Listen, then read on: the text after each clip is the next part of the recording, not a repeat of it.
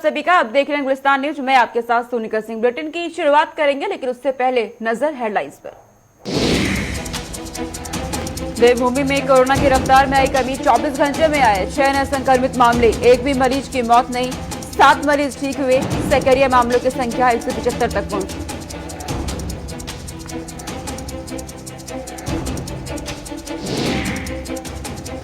केंद्रीय गृह मंत्री अमित शाह शाम उत्तराखंड जाएंगे। अधिकारियों के साथ समीक्षा बैठक करेंगे और स्थिति का जायजा भी लेंगे। शाह कल उत्तराखंड में हवाई सर्वेक्षण भी करेंगे।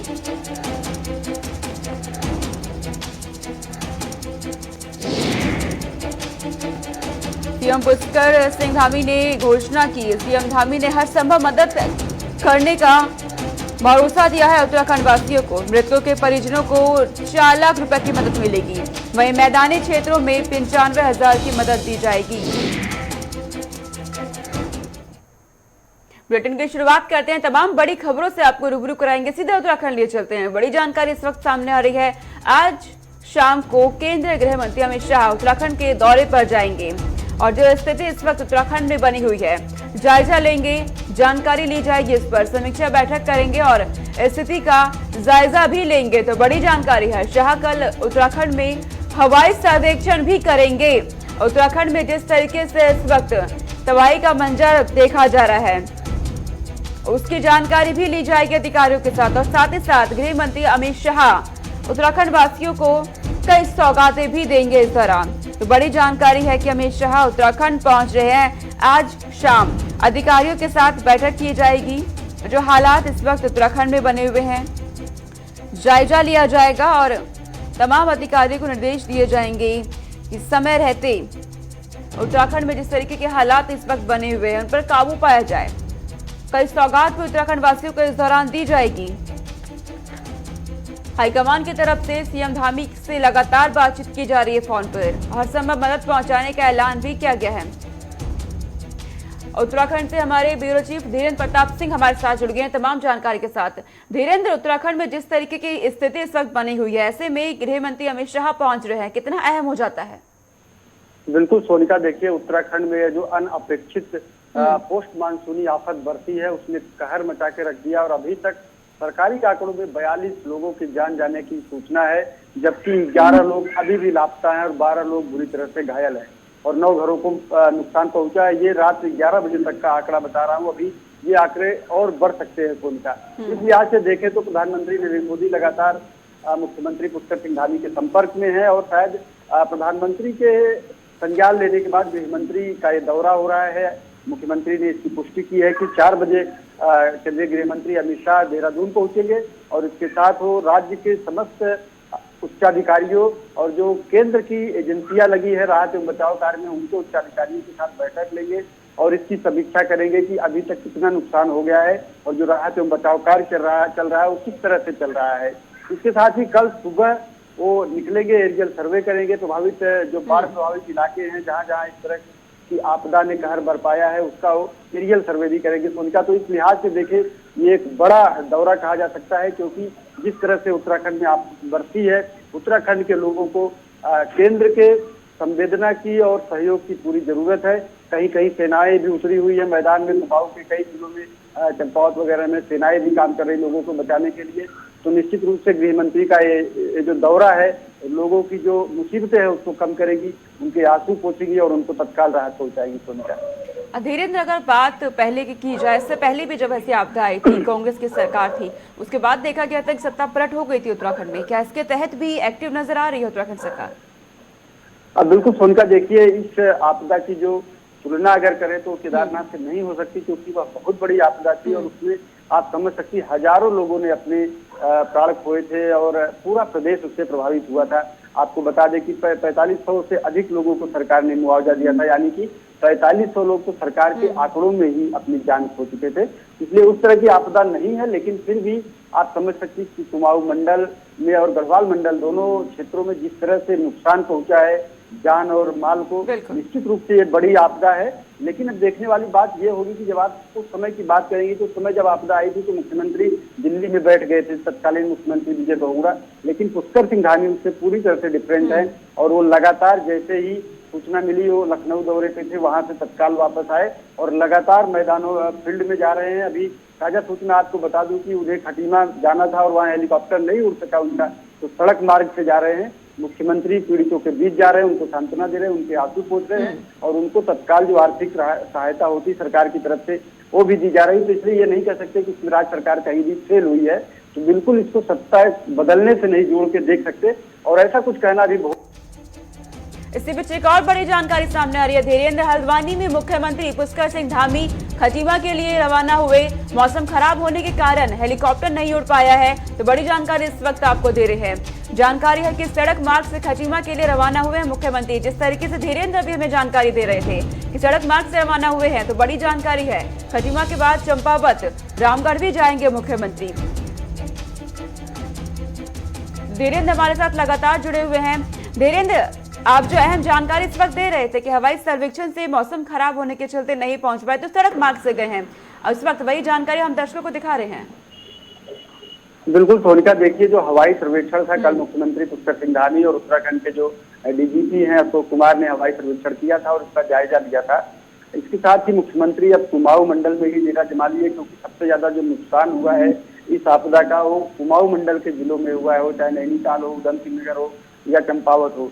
तो इसलिए अब मुख्यमंत्री वहां का सघन दौरा कर रहे हैं। खटीमा उनका अपना गृह क्षेत्र है, उनकी अपनी विधानसभा है, वहां उनको जाना था। वहां भी बड़ी संख्या में लोगों के जान माल के नुकसान की सूचना है, वहां उनको जाना था, लेकिन वो मौसम खराब होने की वजह से उनका हेलीकॉप्टर टेक ऑफ नहीं कर सका, तो वहां सड़क मार्ग से ही निकल गए। कल भी ऐसी कई जगह तो सड़क मार्गों से ही पहुंचे मुख्यमंत्री। आज पूरा कुमाऊं मंडल का सघन दौरा करेंगे और शाम को 4 बजे जब गृह मंत्री आएंगे तो शायद मुख्यमंत्री को भी उनकी बैठक में शामिल होना हो, तो फिर वापस आएंगे और कल फिर गृह मंत्री के साथ वो एरियल सर्वे करेंगे और इसके तत्काल बाद फिर से वो मैदान में उतर जाएंगे। तो मुख्यमंत्री के मैदान में उतरते ही, फील्ड में जाने से ही तमाम जो अफसर हैं, जो ब्यूरोक्रेसी है वो सतर्क हो जाती है और वो भी पूरी मेहनत से, शिद्दत से काम करती है। तो आपदा जरूर बड़ी है, लेकिन जिस तरह से सरकारी मशीनरी, स्वयं मुख्यमंत्री इसमें लगे हुए हैं, पूरी उम्मीद की जा रही है कि जो पीड़ित है उनका जो दुख है उसे कम कर देंगे मुख्यमंत्री, और जो आर्थिक सहायता है वो दे करके जरूर उनकी पीड़ा को कम करेंगे। तो उनका अब देखने वाली बात होगी। आंकड़े बढ़ रहे हैं, अभी तक 46 लोगों के मौत की सूचना है, लेकिन ये रात 11 बजे की सूचना है। अभी सुबह और दोपहर तक कुछ आंकड़े और बढ़ सकते हैं, इसकी पूरी उम्मीद है और उसके लिए पूरी एजेंसियां लगी हुई हैं।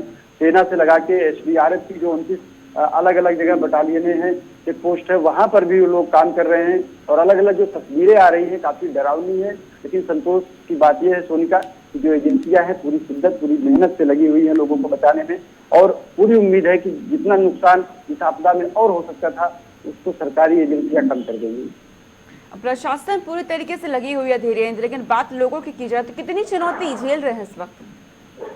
तो उनका देखिए, आप समझ सकती हैं कि जब बाढ़, भूस्खलन और क्लाउड बर्स्ट यानी बादल फटने की घटनाओं से लोग दो चार हो रहे हो, तो निश्चित रूप से उनके सामने जीवन जीने की चुनौती होती है। और जब ये स्थितियां ठीक भी होती हैं तो जो बेसिक इंफ्रास्ट्रक्चर का नुकसान होता है, यानी सड़क टूट जाती है, रेल की पटरियां बह गई हैं, इन सबको ठीक करने में महीनों लग जाते हैं और इसकी वजह से जो जनजीवन है पूरी तरह से अस्त व्यस्त हो जाता है। तो आपको बता दें कि अभी स्थिति सामान्य होने में काफी समय लगेगा, लेकिन अभी सरकार का पूरा जो उद्देश्य है, पूरा जो ध्यान है वो इस तरफ है कि लोगों को जल्द से जल्द कैसे राहत पहुंचाएं और जो लोग कहीं फंसे हुए हैं उनको जल्द से जल्द सुरक्षित स्थानों पे पहुंचाएं। ठीक है धीरेन्द्र, तमाम जानकारी आपने हम तक पहुंचाई, बहुत शुक्रिया तमाम जानकारी हम तक पहुंचाने के लिए, और नजर आप बनाए रखिएगा। आगे रुक करते हैं, जिस तरीके से उत्तराखंड में इस वक्त तबाही मची हुई है और जानकारी है कि बादल इस वक्त देवभूमि में काल बनकर बरस रहे हैं, लगातार तेज बारिश उत्तराखंड में, और 46 लोगों की इस दौरान मौत भी हो गई है। मौत की संख्या लगातार बढ़ती जा रही है, कई लोगों के लापता होने की आशंका है और कई लोग मलबे में इस वक्त दबे हुए हैं। और जिस तरीके से तेज बारिश हो रही है उत्तराखंड में, 100 साल से अधिक के रिकॉर्ड भी तोड़ दिए हैं उत्तराखंड के। गढ़वाल की तुलना में कुमाऊं में सबसे ज्यादा तबाही देखी जा रही है। आपको बता दें, उत्तराखंड के कुमाऊं में सोमवार और मंगलवार यानी 2 दिन तक बेमौसम बादल बनकर बरसे हैं। भूस्खलन में मकान ढहने और पानी में करंट आने से तकरीबन कई लोगों की मौत हो गई, जबकि कई लोग लापता हैं। वहीं नैनीताल में 29 लोग और अल्मोड़ा में 6 लोगों की मौत, चंपावत में 4, पिथौरागढ़ में भी, बागेश्वर, उधमसिंह नगर में एक व्यक्ति की मौत हो गई है। तो मौतों की संख्या में इजाफा लगातार हो रहा है अलग अलग जिलों में। जिस तरीके से उत्तराखंड के तबाही इस वक्त देखी गई है, आधिकारिक आंकड़ों की बात की जाए तो संख्या अब 40 के आसपास पहुंच गई है और लगातार देखा जा रहा है तबाही का मंजर इस वक्त उत्तराखंड में बना हुआ है। 100 साल से अधिक रिकॉर्ड तोड़ दिए हैं। बेहिसाब बारिश इस वक्त उत्तराखंड में देखी जा रही है। नैनीताल, स्थानीय लोगों की तरफ से कहा गया कि पिछले कई दशकों से नैनीताल में ऐसा रौद्र रूप नहीं देखा गया, तो इस वक्त नैनीताल के सड़कों पर देखा जा रहा है तबाही का ऐसा मंजर। मकान डूब गए हैं, घरों में पानी घुस गया है।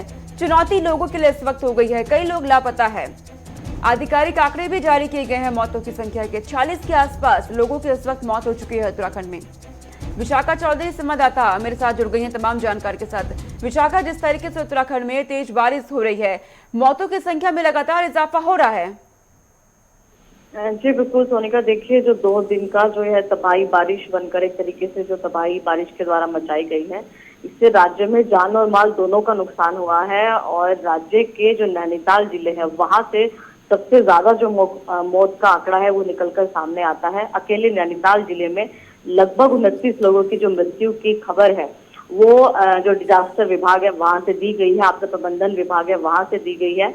और इसके अलावा जो अन्य जिले हैं वहां से भी किसी जिले से 4, किसी से 5 और किसी से जो अन्य संख्या है वो मौत का आंकड़ा वहां से निकल कर आता है। और कुल मिलाकर राज्य में अभी तक लगभग 46 लोगों की मृत्यु इस भारी बारिश से हुई है। और मॉनसून लौटने के बाद जो एक तरीके से वापस जो ये तबाही बारिश के द्वारा मचाई गई है इससे हुई है। और जाहिर तौर पर अलग अलग घटनाएं, चाहे वो बादल फटने के रूप में हो, भूस्खलन के रूप में हो, पानी में करंट लगने से हो, ये तमाम चीजें हैं, मकान ढहने से हो, जिस वजह से जो ये मृत्यु का आंकड़ा है वो इतना भयावह संख्या तक पहुंचा है। और राज्य के तमाम जो फिलहाल ऐसे जिले हैं जहां पर ये तमाम घटनाएं हुई है वहां पर जो डिजास्टर मैनेजमेंट की टीमें हैं वो लगी हुई है। और जिस तरह से मुख्यमंत्री धामी के द्वारा भी सख्त निर्देश दिए गए हैं, कई जो आपदा प्रबंधन की टीमें हैं उनको स्टैंड बाय पर रखा गया है कि यदि हालात जरूरत पड़ती है तो उन सभी टीमों को भी जो राज्य के अलग अलग जिले हैं उन पर लगाया जाएगा। और फिलहाल की जो स्थिति है खासतौर पर पहाड़ी जिलों की वो बेहद गंभीर नजर आ रही है। और जिस तरह से तमाम जो संख्या है मौत की वो निकल कर आ रही है। जी विशाखा, 100 साल से ज्यादा का रिकॉर्ड तोड़ दिया इस बार तरीके से बारिश हो रही है। मौसम विभाग क्या कुछ कह रहा है, आने वाले दिनों में कब तक स्थिति साफ होगी? जी बिल्कुल सोनिका, देखिए फिलहाल मौसम विभाग की तरफ से यह कहा गया है कि जिस तरह से 2013 में उत्तराखंड में जो आपदाएं आई थी, कहीं ना कहीं ये वही छोटी छोटी आपदाएं हैं जो राज्य में समय समय पर आती है। और ऐसा जिस तरह से जो एक कहिए कि आपकी जो ग्लोबल वार्मिंग से लेकर तमाम चीजें इसके लिए जिम्मेदार हैं, हिमालयी जो क्षेत्र है वहां पर जो मानवीय गतिविधियां हैं वो बढ़ रही हैं, वो जिम्मेदार है। इसी के साथ साथ जो एनवायरनमेंट के चेंजेस हैं वो जिम्मेदार है, क्योंकि उन एनवायरनमेंट के जो चेंजेस है उनका सबसे ज्यादा फर्क उन्हीं राज्यों में देखने को मिलता है जो पूरी तरह से प्रकृति से भरपूर है, प्राकृतिक संपदा से संपन्न है। तो जाहिर तौर पर उत्तराखंड में ये सभी चीजें देखने को इसीलिए मिलती है क्योंकि तमाम जो चीजें हैं उत्तराखंड की जो भौगोलिक इसमें एक बड़ी जानकारी सामने आ रही है। सीएम पुष्कर सिंह धामी की तरफ से बड़ी घोषणा की गई है। जानकारी मिल रही है कि सीएम धामी की तरफ से बड़ी घोषणा की गई है मुआवजे को लेकर के। दरअसल जिस तरीके की स्थिति उत्तराखंड में बनी हुई है, सीएम धामी की तरफ से कहा गया है हर संभव मदद करने का भरोसा दिया है स्थानीय जनता को। मृतकों के परिजनों को 4 लाख रुपए की मदद देने का ऐलान किया गया है। साथ ही आपको जानकारी दे दें कि मैदानी क्षेत्रों में 95,000 की मदद दी जाएगी, ये जानकारी सामने आ रही है। वहीं सीएम ने एनडीआरएफ के जवानों का भी उत्साहवर्धन किया है। विशाखा हमारे साथ जुड़ी हुई है लगातार। विशाखा, बड़ी जानकारी आ रही है, सीएम धामी की तरफ से घोषणा की गई है मुआवजा देने की। जी बिल्कुल सोनिका, देखिए राज्य में जिस तरह से आपदा के हालात बने हुए हैं, जाहिर तौर पर मुख्यमंत्री की जो यह घोषणा है उन सभी लोगों के परिजनों के जख्मों पर एक तरीके से मरहम लगाने का कार्य करेगी। और मुख्यमंत्री के द्वारा कहा गया है कि जो पहाड़ी जिले में जिन लोगों की मृत्यु हुई है उनको लगभग 4 लाख का जो मुआवजा है वो राज्य सरकार की तरफ से दिया जाएगा। इसी के साथ मैदानी क्षेत्रों में यदि किसी व्यक्ति की इस आपदा से, इस जो प्राकृतिक आपदा भी राज्य ने झेली है उससे कोई मृत्यु हुई है, उसको भी 95,000 रुपए का जो मुआवजा है वो राज्य सरकार के द्वारा उपलब्ध कराया जाएगा। ये घोषणा जो है वो मुख्यमंत्री धामी के द्वारा की गई। और तमाम चीजों की जो फिलहाल कंट्रोल है वो मुख्यमंत्री धामी ने रखी हुई है। और जो नजर है वो पूरी तरीके से फिलहाल राज्य की तमाम स्थिति पर बनाई हुई है और उसी को लेकर मुख्यमंत्री के द्वारा यह घोषणा की गई है कि जिन परिजनों की जिन्होंने अपने परिजनों को खोया है, जिन व्यक्तियों की इस आपदा के तहत मृत्यु हुई है, उनको राज्य सरकार की तरफ से जो भी आर्थिक सहायता है, जो मदद राज्य सरकार कर सकती है, वो उपलब्ध कराई जाएगी। जी। और जानकारी ये दीजिएगा विशाखा कि इस वक्त अगर बात की जाए नुकसान कितना हुआ है, खासकर किसानों को कितना नुकसान हुआ है? जी बिल्कुल सोनिका, देखिए सबसे ज्यादा जो नुकसान है इस समय इस बेमौसम की बारिश से वो जाहिर तौर पर किसानों को ही हुआ है। जिस तरह से अभी जो पूरी तरीके से चावल की जो फसल है वो किसानों की कहीं ना कहीं बर्बाद हुई है। मैदानी क्षेत्रों की बात करें तो जो भी मैदानी क्षेत्र जहां पर इस समय धान की कटाई से लेकर जो तमाम चीजें हैं वो चल रही है, इस भारी बारिश के चलते किसानों को जाहिर तौर पर एक बड़ा नुकसान झेलना पड़ेगा और राज्य की जो कहीं ना कहीं कृषि से जो फसल निकल कर आती है, जो आमदना होती है, उस पर भी इसका असर पड़ेगा। और पूरी तरीके से सबसे ज्यादा जो नुकसान हुआ है इस बेमौसम की बारिश से वो किसानों को हुआ है और राज्य की आर्थिक स्थिति पर यदि कृषि का जो भी प्रतिशत रहता है उस पर भी फर्क पड़ेगा। और जिस तरह से भी किसानों की जो हालात है उनका भी यही कहना है कि इस बेमौसम की बारिश से उनका जो लाभ है वो कई गुना फिलहाल नुकसान में बदल गया है। ठीक है विशाखा, तमाम जानकारी आपने पहुंचाई, बहुत शुक्रिया तमाम जानकारी पहुंचाने के लिए। आगे रुक करते हैं, बारिश के चलते रुकी हुई चारधाम यात्रा एक बार फिर से शुरू हो गई है, तो बड़ी जानकारी आ रही है। मौसम सामान्य होने पर केदारनाथ यात्रा शुरू हुई और आपको जानकारी दे दें कि केदारनाथ में तीर्थ यात्रियों से मनमानी वसूली हो रही है। जिस तरीके से तीर्थयात्री फंस गए, उसके बाद जानकारी मिल रही है कि पानी की बोतल 200 रुपए में और कमरे का किराया 9,000 कर दिया गया है। कई तीर्थयात्रियों ने खुले आसमान के नीचे रात बिताई है। तो बड़ी जानकारी आ रही है, केदारनाथ एक बार फिर से शुरुआत हो गई है, लेकिन जिस तरीके से बारिश उत्तराखंड में हुई, चारधाम यात्रा पर रोक लगा दी गई। हजारों यात्री केदारनाथ धाम के दौरान फंस गए, चारधाम यात्रा के दौरान फंस गए। वही जानकारी मिली कि तीर्थयात्रियों से मनमानी वसूली की जा रही है, पानी की बोतलों के दाम बढ़ा दिए गए, होटल में किराए के दाम बढ़ा दिए गए। वहीं इसी बीच पर्यटन मंत्री ने डीएम को मुकदमा दर्ज करने का आदेश दे दिया है। तो बड़ी जानकारी इस वक्त के सामने आ रही है। एक बार फिर से चारधाम यात्रा की शुरुआत हुई, मौसम सामान्य होते ही यात्रा ने एक बार फिर से रफ्तार पकड़ ली है। आपको बता दें कि यमुनोत्री और गंगोत्री धाम के चलते यात्रा रोकी गई थी। इसी बीच एक और बड़ी जानकारी आ रही है, देवभूमि में चुनावों से पहले चुनावी बोलबाल तेज हो गया है। कर्नल कोटियाल ने कांग्रेस और बीजेपी पर जमकर कई बार किए हैं, हमला किया गया है। 20 सालों में बीजेपी कांग्रेस ने प्रदेश को लूटा, कोटियाल की तरफ से कहा गया है। न पलायन रुका, न प्रशिक्षित युवाओं को रोजगार मिला, ये कोटियाल की तरफ से कहा जा रहा है। आम आदमी पार्टी की सरकार आई तो सभी को रोजगार मिलेगा। संचित शर्मा संवाददाता मेरे साथ जुड़ गए हैं तमाम जानकारी के साथ। संचित, आम आदमी पार्टी की तरफ से सीएम चेहरा है कर्नल कोटियाल, लगातार आरोप लगाए जा रहे हैं बीजेपी और कांग्रेस पर। अब उनकी तरफ से कहा जा रहा है कि 20 सालों में बीजेपी और कांग्रेस ने प्रदेश को लूटा है। बिल्कुल सोनिका, देखिए मैं आपको बताना चाहूंगा कि जिस तरीके से कर्नल अजय कोटियाल उत्तराखंड में मुख्यमंत्री का चेहरा है और लगातार आम आदमी पार्टी उनके नेतृत्व में उत्तराखंड के अंदर सक्रिय नजर आ रही है। और साथ ही साथ आप देखिए जिस तरीके से आम आदमी पार्टी चाहे कांग्रेस को हो चाहे वो भारतीय जनता पार्टी को, दोनों ही पार्टियों को अलग अलग मुद्दों पे घेरने का काम कर रही है। लेकिन जिस तरीके से इस वक्त की बात करें, इस वक्त उत्तराखंड के अंदर भारतीय जनता पार्टी की सरकार है और तमाम तरीके के मुद्दों को लेकर, चाहे वो युवाओं के रोजगार को लेकर के हो, चाहे वो पलायन को लेकर के हो, चाहे वो महिलाओं को लेकर के हो, चाहे वो महंगाई को लेकर के, तमाम ऐसे मुद्दे हैं, चाहे वो कोरोना को लेकर के, तमाम ऐसे मुद्दे हैं जिनको लेकर के लगातार जो आम आदमी पार्टी है वो सरकार को कटघरे में खड़ा करने का काम करती है। तो आप देखिए जिस तरीके से लगातार आम आदमी पार्टी कहीं ना कहीं उत्तराखंड के अंदर अपना वर्चस्व साबित करने के लिए तमाम तरीके के मुद्दे उठा रही है। और देखिए अभी वो तिरंगा यात्रा भी हरिद्वार में करने वाले, तो आप अंदाजा लगा सकते हैं कि उनकी सक्रियता उत्तराखंड में कहीं ना कहीं दोनों ही पार्टियों को नुकसान देगी। लेकिन हालांकि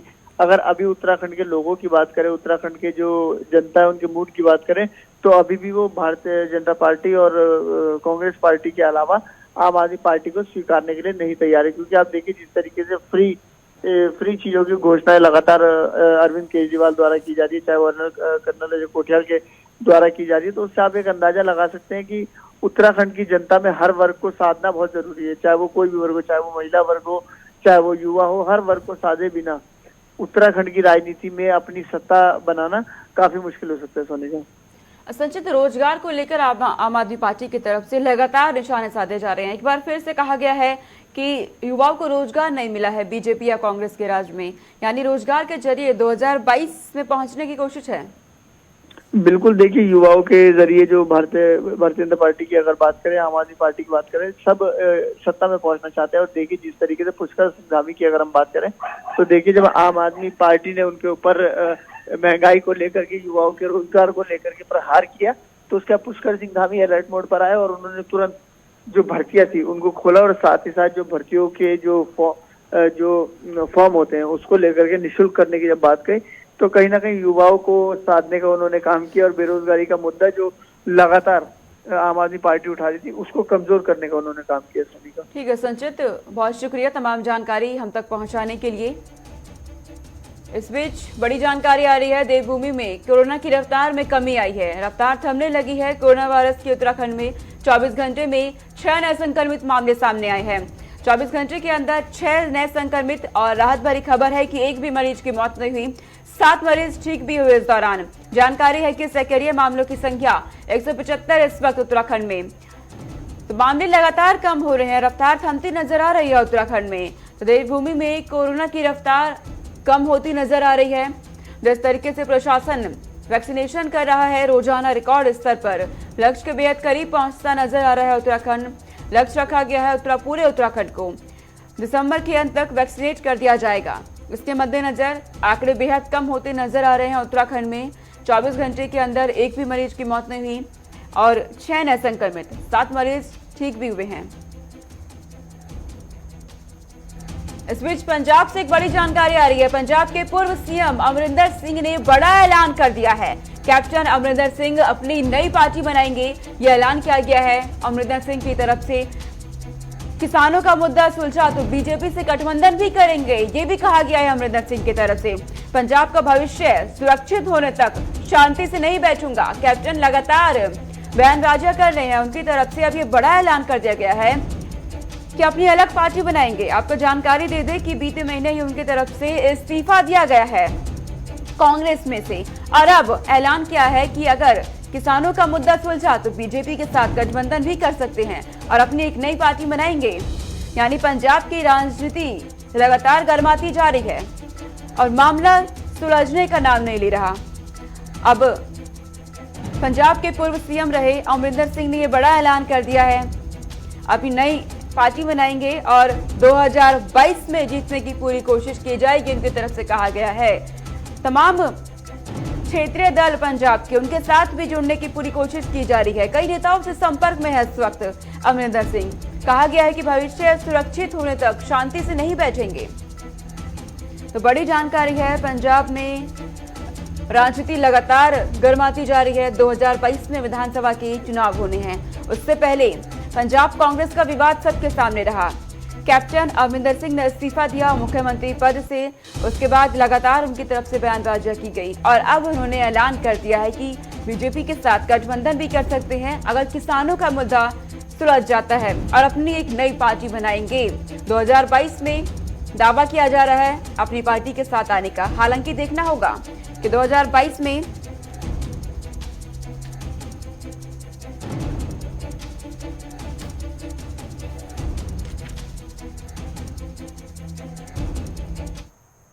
चलिए आगे रुक करते हैं। पंजाब के सीएम चरणजीत सिंह चन्नी ने श्री चमकौर साहिब हलके के विकास के लिए 1000 करोड़ रुपए देने का ऐलान किया है।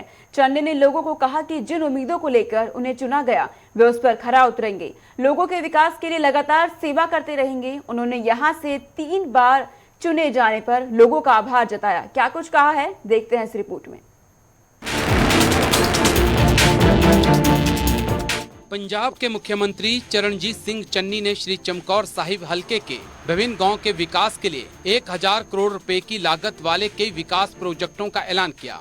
मुख्यमंत्री ने श्री चमकौर साहिब ब्लॉक के 75 गांव के सरपंचों को 60 करोड़ रुपए के चेक बांटे। मौके पर मुख्यमंत्री ने पंजाब सरकार की ओर से लोगों के साथ किए गए वायदों के तहत बकाया बिजली के बिल माफ करने की प्रक्रिया शुरू की और प्रतीकात्मक रूप से बकाया राशि बिल को जलाकर लोगों को पुराने बिलों की देनदारियां भूल जाने के लिए कहा। पंजाब सरकार ने 2 किलोवाट बिजली के लोड तक आने वाले सभी उपभोक्ताओं के बकाया माफ करने का फैसला लागू कर दिया है। सीएम ने कहा है कि श्री चमकौर साहिब के इस पिछड़े इलाके में विकास कार्यों में कोई कसर बाकी नहीं छोड़ी जाएगी। हालांकि पंजाब के अन्य क्षेत्रों में भी यूनिवर्सिटियां स्थापित की गई हैं। ये गर्व की बात है कि पहली बार एक सरकारी यूनिवर्सिटी शहीदों की पवित्र धरती श्री चमकौर साहिब में स्थापित की जा रही है।